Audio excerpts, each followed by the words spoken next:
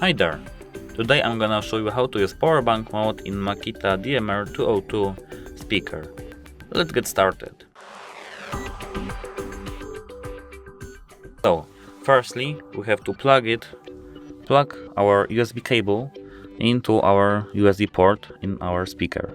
It's right there. So, it's plugged in. Secondly, we have to plug our cable, USB-C cable in there, into our phone.